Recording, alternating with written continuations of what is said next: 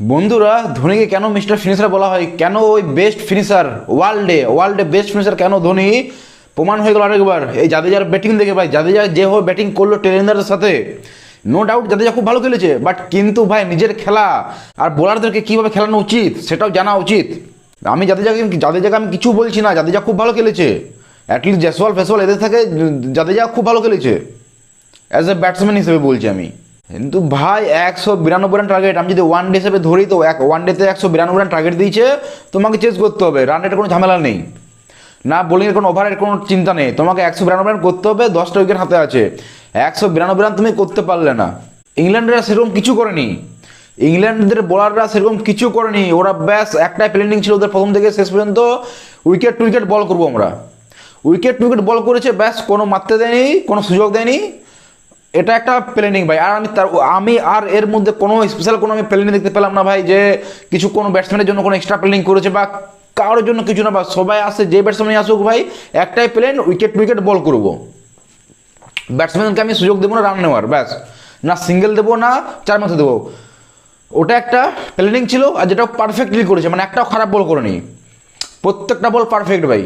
যাদের যা বুমরার সাথে পার্টনারশিপ করলো, সিরাজের সাথে পার্টনারশিপ করলো, সব কিছু ঠিক আছে। আবার একটা কোয়েশ্চেন হচ্ছে, সবচেয়ে বড় কোয়েশ্চেন হচ্ছে নীতিশ রেড্ডি কে? Batsman, bowler, allrounder, bowling allrounder, batting allrounder, ও কে? ও হচ্ছে একটা ব্যাটিং অলরাউন্ডার। তো ভাই ও সুন্দরের পরে কেন? ওকে তো জাদেজার আগে নামা উচিত, ঋষভ পান্তের পরে জায়গার নাম্বার হচ্ছে ওর, কারণ জাদেজা হচ্ছে বোলিং অলরাউন্ডার, তারপর তোমার সুন্দর হচ্ছে বোলিং অলরাউন্ডার। জাদেজা এত পরে কেন নামছে? 9 নম্বরে কেন জাদেজা ব্যাট করতে নামলো? আমাকে আগে সেটা জবাব চাই। জাদেজা 9 নম্বরে কেন ব্যাট করতে নামলো? সরি, নীতিশ রেড্ডি। ওকে নামা উচিত ঋষভ পান্তের পরে, সেখানে নামছে নাম্বার 9-এ। একজন ব্যাটসম্যান, একজন প্রপার ব্যাটসম্যান হচ্ছে নীতিশ রেড্ডি, একজন প্রপার ব্যাটসম্যান, ও নামছে 9 নম্বরে। ওর আগে বোলার নেমে যাচ্ছে, সুন্দর একটা বোলিং অলরাউন্ডার, যাদের একটা বোলিং অলরাউন্ডার, ওরা খেলছে, ওর আগে নামছে, কারণ নাকি? আর ভাবো না, ম্যাচটা এখন হারলো, ম্যাচটা এখন হারেনি, ম্যাচটা পরশু দিন হেরেছে, যখন ওই জ্যাক কোহলি আর শুভম গিলের মধ্যে যে হয়েছিল ইয়েটা ঝামেলাটা, সেই তখনই ভাই ম্যাচটা ইন্ডিয়া হেরে গিয়েছে, তখনই ম্যাচটা ইন্ডিয়া হেরে গিয়েছে। ম্যাচটা আজ হারেনি, ম্যাচটা তখন হেরেছে।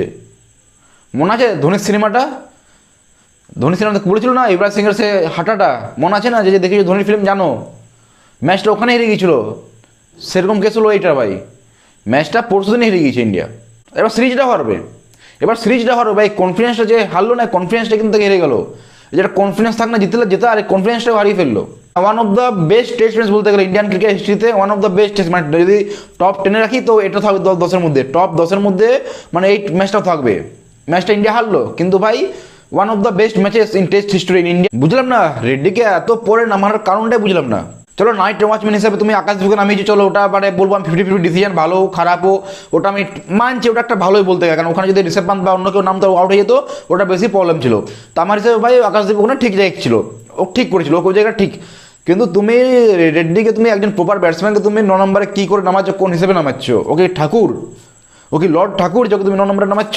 আর সব কিছু ঠিক হলো, এবার রেড্ডি আর তোমার জাদেজা খেলছে, সিঙ্গেল নিচ্ছে না ভাই। চলো তুমি প্রথম 20টা বল খেললে, ডিফেন্স করলে, ভালো করলে, সিঙ্গেল তো বার করতে হবে।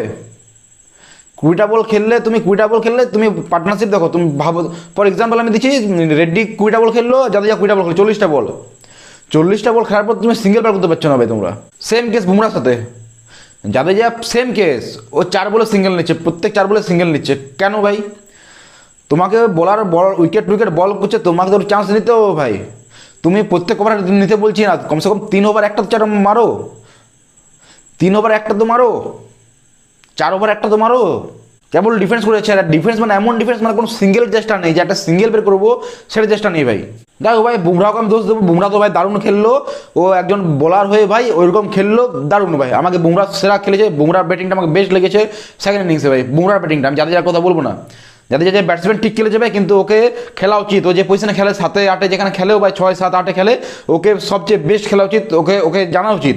এতদিন ধরে খেলছে, এক্সপিরিয়েন্স, সবচেয়ে এক্সপিরিয়েন্স প্লেয়ার যাদের এই টিমের, ইন্ডিয়া টিমের, ওকে জানা উচিত ভাই যে আমি ম্যাচটা কী করে নিয়ে যাবো।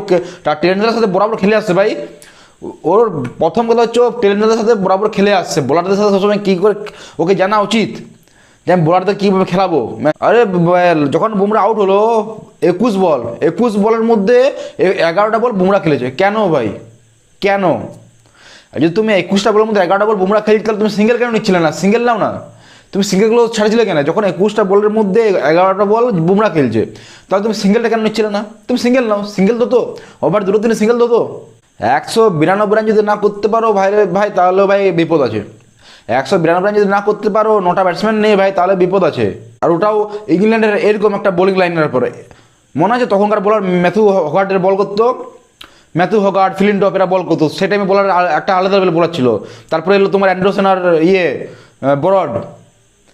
এখন এই বলারগুলো এদের মধ্যে কোনো ট্যালেন্ট নেই ভাই। এ বলে যে বাসির এখন স্পিনার, জোফরা যারা বল করছে, ও 4 বছর পর খেলতে এলো টেস্ট ম্যাচ, 4 বছর পর টেস্ট ম্যাচ খেলছে, ওকে তোমরা উইকেট দিচ্ছ 4 বছর পর।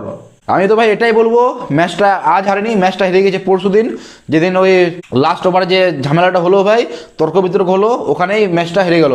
আর শুভম গিলের মুখটা থেকে বোঝা যাবে ভাই, ও এত সিরিয়াসলি নিয়েছে জিনিসটা, এত সিরিয়াসলি নিয়েছে ভাই।